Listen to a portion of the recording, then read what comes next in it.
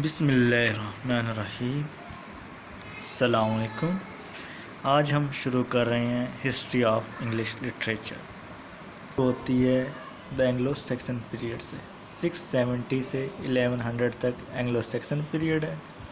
پھر Anglo Norman period شروع ہو جاتا ہے۔ سیکنڈ پیریڈ کیا ہے؟ Anglo Norman. یہ 1100 سے 1500 تک پریویل کرتا ہے۔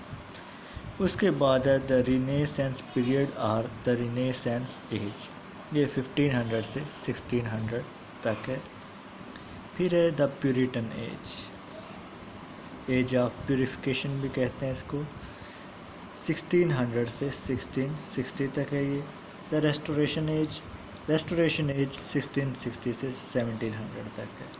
ریسٹوریشن ایج اس لیے کہتے ہیں کیونکہ اس میں مونارکی ریسٹور ہوئی تھی انگلینڈ میں۔ پھر آتی ہے دا ایج آف پوپ، 1700 سے 1744 تک دا ایج آف پوپ ہے۔ پھر آتی ہے دا ایج آف جانسن، 1744 سے 1784 تک۔ یہ تھی 18th century literature, the age of Pope اور دا ایج آف جانسن پر مشتمل ہے۔ اس کے بعد شروع ہوتی ہے دا رومانٹک ایج، جو کہ 1798 سے 1824 تک لائک کرتی ہے۔ پھر دا وکٹورین ایج آ جاتی ہے جو کہ 1832 مطلب 1832 سے 1900 تک ہے۔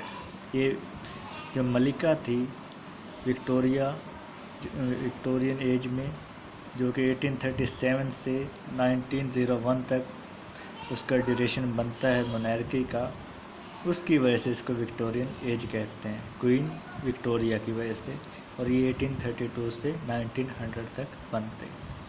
پھر ہے دا ماڈرن ایج، یہ شروع ہوتی ہے 1900 سے 1961، اور پھر آ جاتی ہے جو موجودہ ایج ہے the post modern age 1961 to onward. آج کے لیے اتنا ہی کافی ہے۔ انشاءاللہ نیکسٹ ویڈیو میں آپ کو بتاؤں گا اینگلو سیکسن ایج کے بارے میں، اس کے جو مفید اور اہم اور مین پوائنٹس ہیں وہ انشاءاللہ ہم ڈسکس کریں گے۔